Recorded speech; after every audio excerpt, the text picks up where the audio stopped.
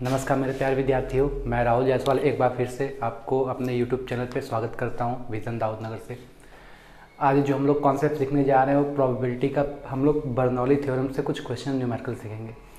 पिछले क्लासेस में मैंने आपको बर्नौली थ्योरम के बारे में पढ़ाया था। एक बार आइए मैं फिर से उस बेसिक फार्मूला पर चर्चा कर दूँ कि फार्मूला क्या है। फार्मूला हम लोग पिछले क्लास सीखे थे कि Px is equal to n C r p के पावर आर क्यू के पावर एन माइनस आर। यहाँ पर P सक्सेस को डिनोट करता है और Q जो है फेल्योर को डिनोट करता है। N number of total attempts के बारे में बात की जाती है। R जो है नंबर ऑफ एक्सपेरिमेंट के बारे में बात की जाती है, जितनी बार उस एक्सपेरिमेंट को उठाया गया। तो ये कॉन्सेप्ट था, इसी पे हमने 2-3 क्वेश्चन बनवाए थे। आ जाइए हम लोग एक और क्वेश्चन देखते हैं कैसे इसको लगाते हैं।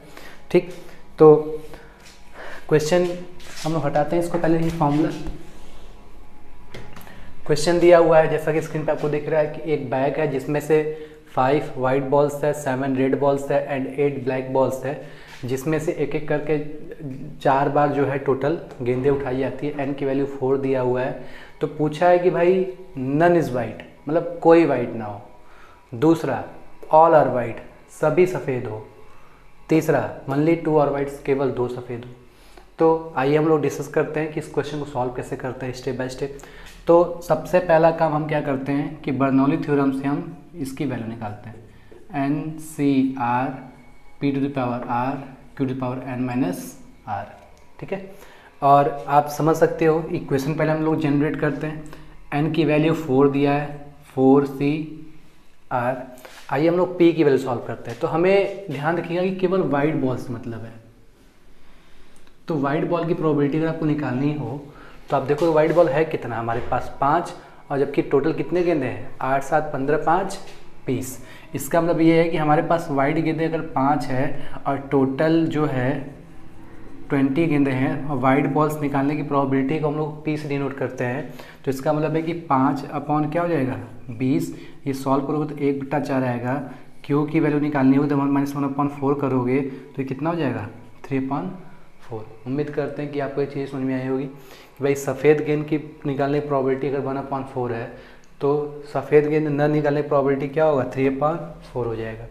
P सक्सेस को डिनोट करता है एंड Q फेल्योर को डिनोट करता है।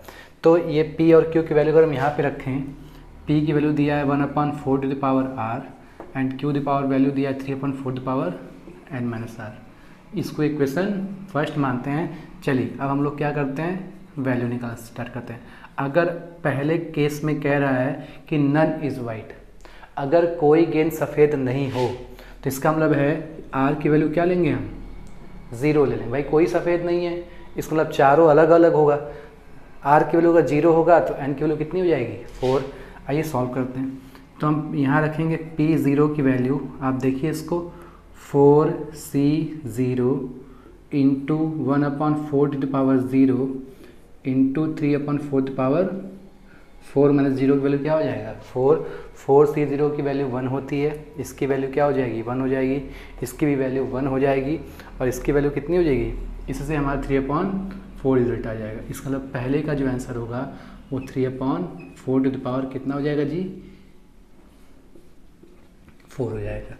तो उम्मीद करते हैं कि पहला क्वेश्चन समझ में आया होगा, सिर्फ वाइट गेंद के बारे में बात कर रहा है। ठीक, आइए हम लोग सेकेंड क्वेश्चन चर्चा करते हैं। सेकेंड क्वेश्चन में कह रहा है कि all are whites. All are whites का मतलब सभी 4 एक्सपेरिमेंट किए गए और चारों सफ़ेद हो। इसका मतलब ये है कि भाई R की वैल्यू हम क्या ले लेंगे, सारा खेल इसी R पर है। 4 एक्सपेरिमेंट 4 बार गेंद उठाए गए, चारों में अगर चारों बार लाल मिल जाएगा तो R की वैल्यू 4 हो जाएगा। तो यहाँ से हम लोग P4 की वैल्यू अगर निकालते हैं तो 4C4 1/4 to the power 4 and 3/4 to the power 4 में से 4 गया कितना हो जाएगा 0 हो जाएगा। ठीक, तो भाई सक्सेस अगर 4 है तो फेल्योर 0 हो जाएगा। इसकी वैल्यू 1 होती है, 4C4 की भी वैल्यू, इसकी भी वैल्यू 1 होगी, इसकी वैल्यू 1 होगी। इसका जो आंसर आएगा 1/4 टू द पावर क्या हो जाएगा 4 हो जाएगा। इसका मतलब इसका आंसर जो हम देंगे 1/4 टू द पावर क्या दे देंगे 4 दे देंगे। ठीक, आइए हम लोग क्वेश्चन नंबर 3 की बात करते हैं। क्वेश्चन नंबर 3 क्या कहता है, क्वेश्चन नंबर 3 हम यहाँ पर सॉल्व करते हैं। क्वेश्चन नंबर 3 ये कहता है कि भाई ओनली 2 आर वाइट्स, केवल 2 सफ़ेद हो। तो R की वैल्यू क्या ले लेंगे 2। इक्वेशन 3 में हम इसकी वैल्यू निकालेंगे तो 4c2 हो जाएगा, 1/4 हो जाएगा। भाई 2 सक्सेस रहा तो 2 फेल्योर हो जाएगा। 450 को लिए निकाल लेते हैं, 4 × 3 2 × 1, ये 1/16, 3 × 3 = 9, 4 × 4 = 16 हो जाएगा। वैल्यू रख देते हैं तो आप देखो कि भाई ये 2 से 2 बार जाएगा, ये 2 से 8 बार जाएगा, 9 × 3 = 27, ये हो जाएगा 128। ये P2 की वैल्यू हो गई। तो उम्मीद करते हैं कि बर्नौली थ्योरम का ये क्वेश्चन समझ में आया होगा। आइए हम इसको एक बार फिर से चर्चा करते हैं। क्वेश्चन तो आपने देखा ही था कि किसी बैग में अलग अलग वैरायटी की बॉल्स थी, जिसमें से सिर्फ एक वैरायटी की बॉल्स उठाने की बात की जा रही थी, और उसके उठाने के बाद एक्सपेरिमेंट, नंबर ऑफ़ एक्सपेरिमेंट दिया हुआ था 4, और उसमें आपको 3 क्वेश्चन में टर्म एंड कंडीशन दिए हुए थे कि पहले में कोई बॉल वाइट ना हो, दूसरे में कोई बाल 2 बाल केवल सफ़ेद हो, ठीक है। सेकंड क्वेश्चन में दिया था ऑल आर वाइट, मतलब चारों सफ़ेद हो। तीसरे में केवल दिया था कि भाई 2 बाल सफ़ेद हो। तो उसको हमने बर्नौली थ्योरम से क्या किया, सबसे पहले एक एक्सपेरिमेंट के तौर पे एक प्रोटोटाइप, एक इसका क्राइटेरिया डिज़ाइन किया। इक्वेशन नंबर फर्स्ट, पहले क्वेश्चन में कह रहा है कोई वाइट नहीं हो तो आर की वैल्यू हमने 0 ले लिया। दूसरे क्वेश्चन पे रहा है कि सभी वाइट हो तो आर एन के बराबर हो जाएगा, आर की वैल्यू हमने 4 लेके सॉल्व कर दिया। थर्ड क्वेश्चन में हमने क्या किया कि ओनली 2 आर वाइट्स, आर की वैल्यू 2 ले लिया, तो इसका जो आंसर आएगा 127/128 हो जाएगा। तो उम्मीद करते हैं ये कॉन्सेप्ट समझ में आया होगा। आप इस क्वेश्चन का स्क्रीनशॉट ले सकते हैं। आइए इसी तरीके से एक क्वेश्चन और देखते हैं।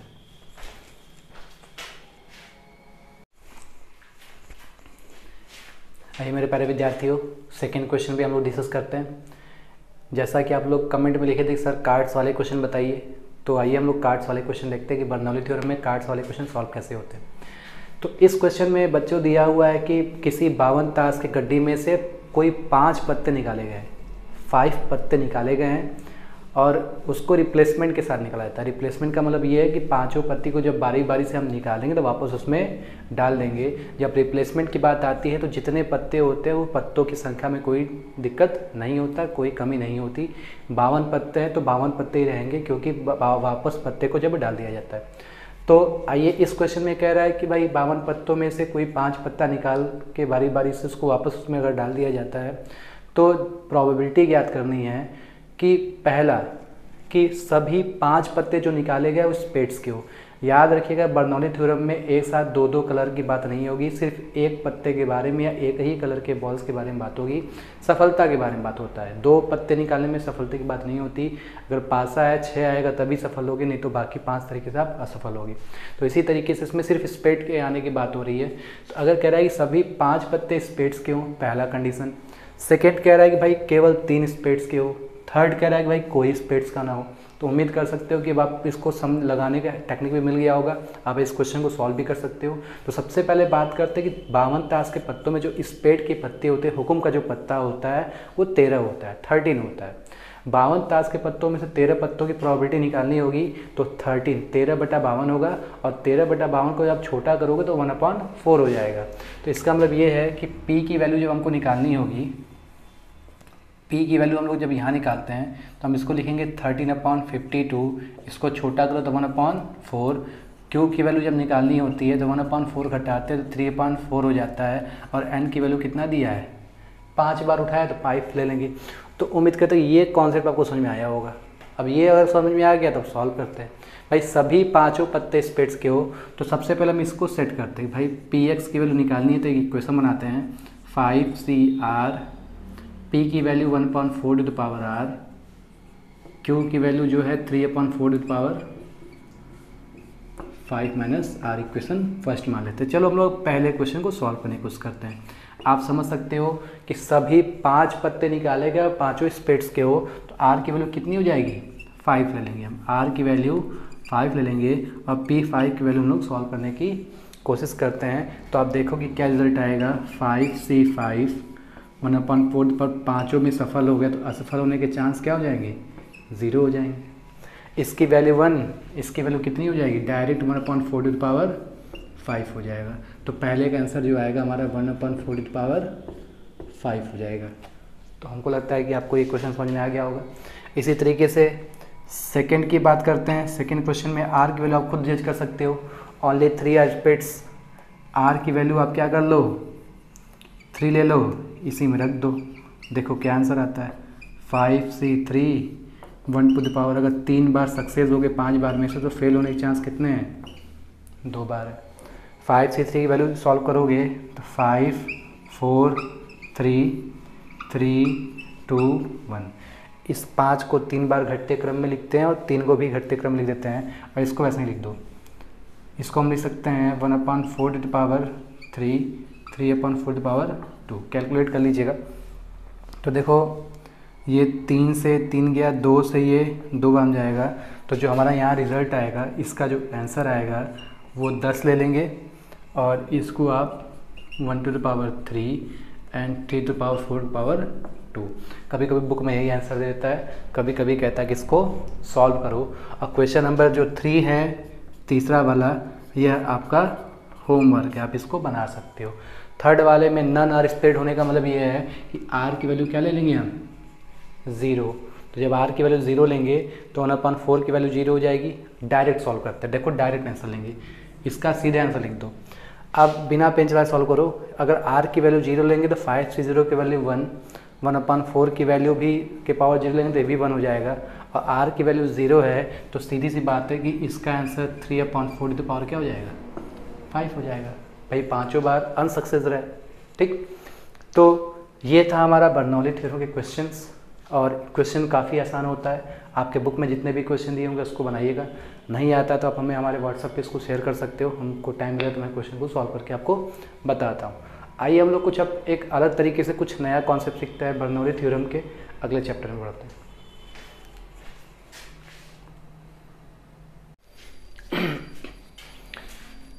आइए मेरे प्यारे विद्यार्थियों, हम लोग एक नए चैप्टर की ओर बढ़ते हैं, बर्नौली थ्योरम से रिलेटेड है। कॉन्सेप्ट का नाम है random variables and probability distribution. Hindi में बोलते हैं यादृच्छिक चर एवं प्रायिकता बंटन। प्रायिकता बंटन का मतलब ये है कि आपको एक इस चैप्टर में आपको सॉल्व करने के बाद ये सब जितने भी चर हैं 0 1 2, इसको बोलते हैं हम लोग रैंडम वेरिएबल्स। जो आर की वैल्यू आप देखते थे पिछले क्वेश्चन में, आर की वैल्यू कभी हमने 0 लिया था, कभी 1 लिया था, कभी 2 लिया था, तो इसी को रैंडम वेरिएबल्स बोलते हैं। इसको कैपिटल लेटर में शो करते हैं, या x मान लो, या y मान लो, या z मान लो। और प्रोबेबिलिटी डिस्ट्रीब्यूशन का मतलब ये है कि इन सभी की वैल्यू को जब हम चार्ट के तौर पे लिख देते हैं तो इस फॉर्मेट को बोलते हैं प्रोबेबिलिटी डिस्ट्रीब्यूशन। तो यहाँ से मेरी बातों को ध्यान सुनिएगा कि प्रोबेबिलिटी डिस्ट्रीब्यूशन का अगर सम 1 है, प्रोबेबिलिटी डिस्ट्रीब्यूशन मतलब ये इनके जो यादृच्छिक चर के जो वैल्यूज़ आ रहे हैं, मतलब ये प्रोबेबिलिटी डिस्ट्रीब्यूशन के अगर इनके सम जोड़ने पर 1 आता है तभी ये प्रोबेबिलिटी डिस्ट्रीब्यूशन को फॉलो करेगा, नहीं तो नहीं करेगा। आपके चैप्टर में इससे रिलेटेड कम से कम 7 से 8 क्वेश्चन दिए होंगे जो कि पूछता है कि बताइए क्या ये प्रोबेबिलिटी डिस्ट्रीब्यूशन को फॉलो करता है। तो प्रोबेबिलिटी डिस्ट्रीब्यूशन का मतलब ये है, ये तभी फॉलो करेगा जब इन सभी की वैल्यू 1 के बराबर हो जाए। आप ऐड करके देखो सम ऑफ px इक्वल टू, तो आप देखोगे कि 1.0 आ जाएगा। 40 पैसा 20 पैसा मतलब 1 रुपया आ गया, इसका मतलब ये फॉलो करेगा। ठीक है, इसी तरह इसको जोड़िए, 5 2 7 1 8 1 9 9 3 12, इसकी जो वैल्यू आएगी सम ऑफ px 1.2 हो जाएगा, इज़ नॉट इक्वल टू 1। इसका मतलब ये क्या फॉलो नहीं करेगा। इसका जो समेसन, इसका summation px equal to summation of px is equal to क्या होना चाहिए? 1 होना चाहिए, तभी फॉलो करेगा, नहीं तो नहीं फॉलो करेगा। आप देख लो कि 1.2 आ गया। इसी तरह इसकी वैल्यू सॉल्व करो, 6 1 7 और 2 9, इसकी वैल्यू जो है आपका जो pz दिया हुआ है इसका समेसन, ये 0.9 दिया, ये भी क्या होगा? फॉलो नहीं करेगा। तो इसका मतलब आप समझ गए होंगे कि प्रोबेबिलिटी डिस्ट्रीब्यूशन जो रैंडम वेरिएबल्स है ये तभी कंडीशन फॉलो करेगा जब सबका समेसन क्या हो जाएगा? 1 हो जाएगा। तो इससे हम लोग के जो न्यूमेरिकल्स हम लोग आगे पढ़ने जाएंगे, हम लोग को क्वेश्चन को सॉल्व करना होगा, और सॉल्व करने के साथ साथ इसके सारे वैल्यूज़ को लिखने पड़ेंगे, और सारे वैल्यूज़ को लिखने के बाद सबको सम करके चेक भी करना पड़ेगा कि हमारे एग्जाम में प्रूफ करने के लिए आता है, प्रूफ कीजिए कि ये इस सिस्टम को फॉलो करता है कि नहीं। और इस सिस्टम को फॉलो करने के लिए हमेशा बर्नौली थ्योरम का हम लोग इस्तेमाल करेंगे प्रोबेबिलिटी डिस्ट्रीब्यूशन निकालने के लिए।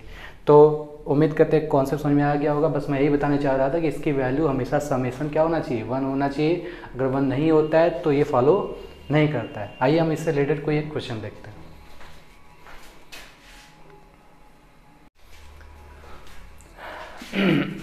आइए मेरे प्यारे विद्यार्थियों, हम लोग क्वेश्चन को सॉल्व करने की कोशिश करते हैं। क्वेश्चन दिया हुआ है कि इसको पढ़ के देखिए कि इसमें क्या पूछा हुआ है। Find the probability distribution. तुरंत समझ जाइए, प्रोबेबिलिटी डिस्ट्रीब्यूशन के बारे में पूछेगा तो आपको चार्ट बनाना पड़ेगा, उसका समीकरण 1 निकालना पड़ेगा।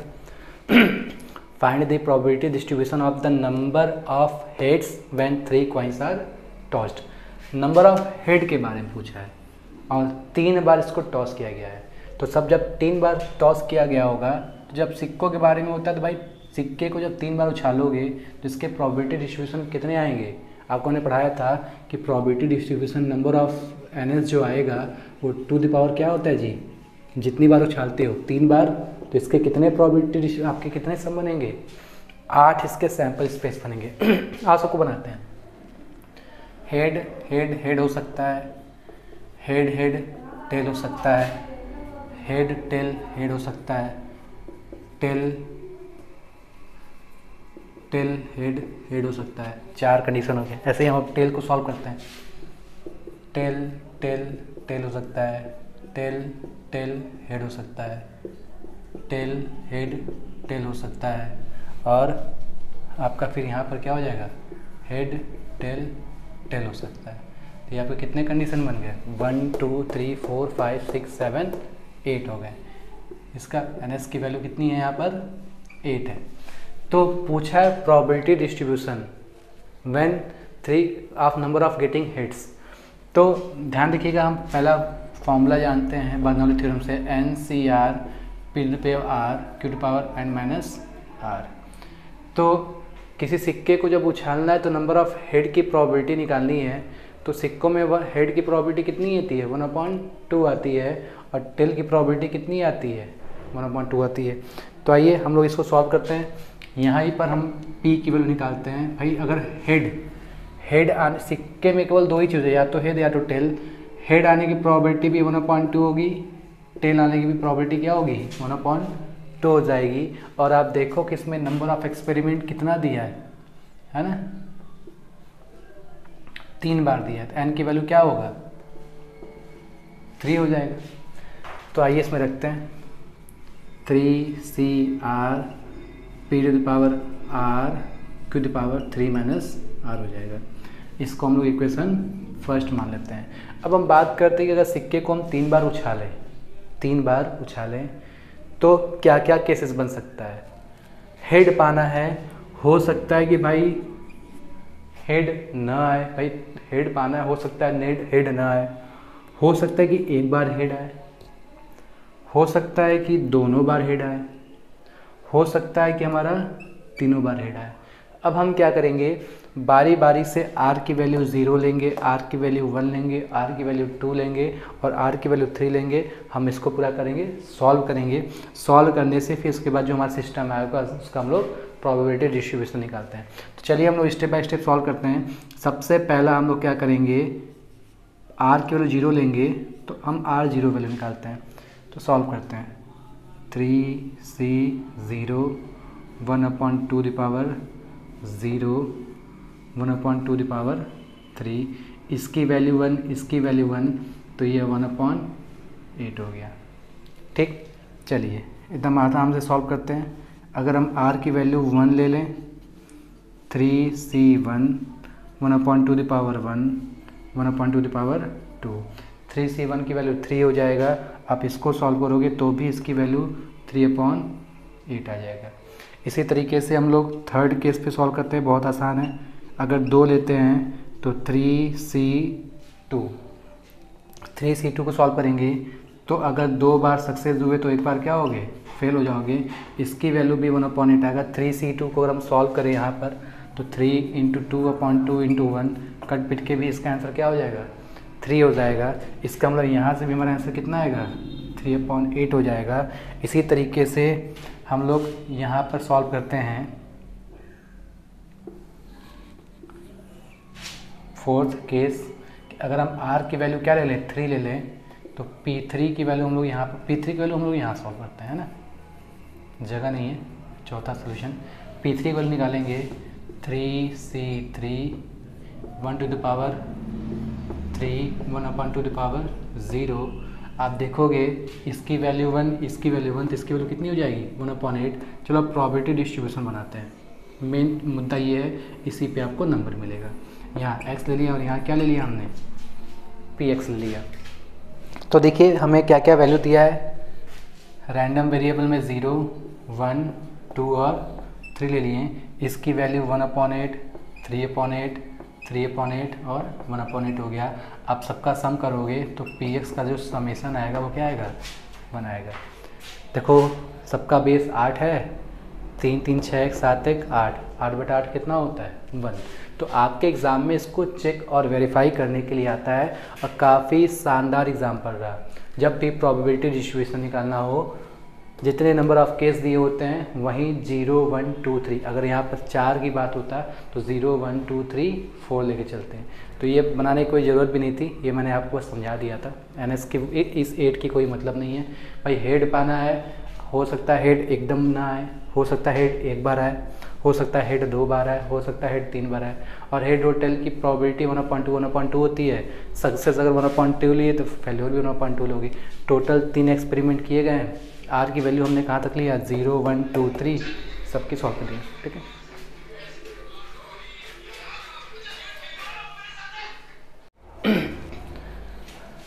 तो मेरे प्यारे विद्यार्थियों, क्वेश्चन आपको समझ में आया होगा। बर्नौली थ्योरम्स के न्यूमेरिकल सॉल्व करना, रैंडम वेरिएबल्स निकालने और इसका प्रोबेबिलिटी डिस्ट्रीब्यूशन निकालना। मैं आपको एक क्वेश्चन होमवर्क दे रहा हूँ, क्वेश्चन ऑफ द डे के तौर पे।